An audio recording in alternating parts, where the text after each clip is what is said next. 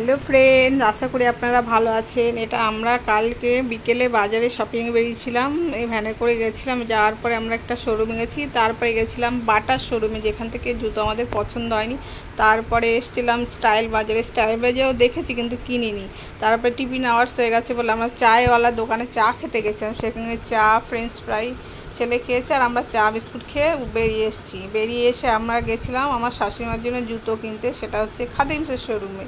সেখানে গিয়ে শাশুড়ি মা দেখুন জুতো ট্রাই করছে। প্রথমে স্কাই কালার করলো, তারপরে পিঙ্কের উপরে স্টাইপ করেছে, তারপরে একটা ব্লু কালার করেছে। এই তিনটে জুতোর মধ্যে কোন জুতোটা শাশুড়ি মায়ের পায়ে ভালো লাগছে অবশ্যই কমেন্ট বক্সে জানাবেন।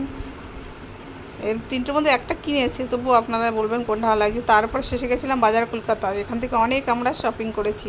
সবার শেষে অনেক রাত হয়ে গেছে দেখে আমরা রেস্টুরেন্টে গেছিলাম খেতে। সেখানে গিয়ে butter naan, butter chicken, mixed fried rice, salad, chilli chicken এগুলো আমরা খেয়েছি, সবাই মিলে খাচ্ছি।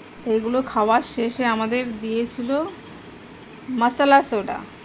এই আমার ছেলে খাচ্ছে, খেয়ে বলছি খুব সুন্দর খেতে হয়েছিল বলছিল। যাই হোক, শেষে দিয়েছিল মশলা সোডা।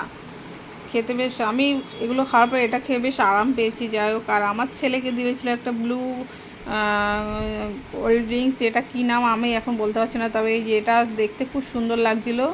আর উপরে একটা সুন্দর শেপের কি বানিয়ে দিয়েছিল, যার জন্য বিয়েটা করেছি। আর এটা সুন্দর দেখতে বলে ওর বম্মা আর জেঠু ওর পেছনে লাগছিল যে ওরা খাবে, আর আমার ছেলে সেটা বোঝেনি, ও খাবে খাবে বলে বায়না করে ওখানে দুষ্টুমি করছিলো। আর খাওয়ার শেষে বলছিল মানে খুব সুন্দর হয়েছে, ঝাক্কাস, যেটা হয়তো ক্যামেরায় হয়তো সামনে ওঠেনি। যাই হোক, রাতটা কেমন কাটলো তোমার? শপিং করে খেয়ে খুব মজা লাগলো তো?